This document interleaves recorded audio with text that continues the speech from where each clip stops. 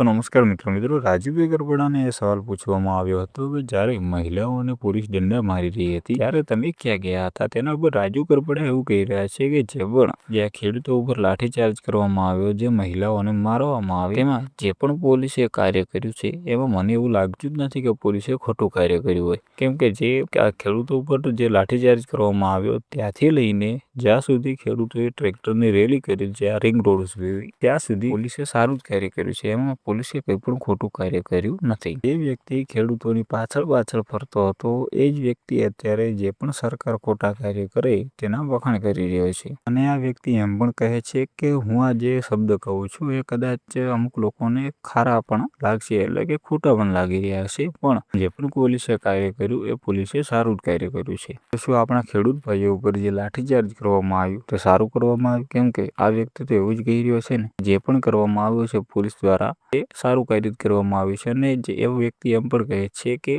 એમને આ લોકોએ લાઠીચાર્જ કર્યું નથી। ખેડૂત તો સ્વાભાવિક છે કે પોતાની જમીન હોય એટલે થોડા ઘણું કરે, પણ આજે 1.5 વર્ષથી આ મામલો બંધ પડ્યો હતો અને અત્યારે આ મામલાને રાજકારણીય રીતે ઉશ્કેરવામાં આવ્યો છે, એટલે અમુક લોકો દ્વારા આ મામલાને ઘણો ઉશ્કેરવામાં આવ્યો છે, અને પોલીસે જે પણ લાઠીચાર્જ કર્યું એ તેમને પહેલા સૂચના આપવામાં આવી હતી, પણ આ લોકો જે ટોળા નહોતા મૂકતા, જે રોડ ઉપર ટોળા કરી રહ્યા હતા તેવા લોકો પર લાઠીચાર્જ કરવામાં આવ્યું છે એવું રાજુભાઈ ગરબડા કહી રહ્યા છે। તો મિત્રો રાજુભાઈ ગરબડા વિશે તમારું શું કહેવું છે? જે એમને વાત કરી કે મહિલા ઉપર જે લાકડીઓ ચલાવવામાં આવી તેમાં પોલીસને એમણે વખાણ કર્યા છે, આ વિશે તમારું શું કહેવું છે તમે જરૂરથી કોમેન્ટ બોક્સમાં લખી દેજો, અને જો તમે આપણી ચેનલમાં નવા આવ્યા હો ચેનલને સબસ્ક્રાઈબ કરી દેજો અને વિડીયોને લાઈક કરી દેજો।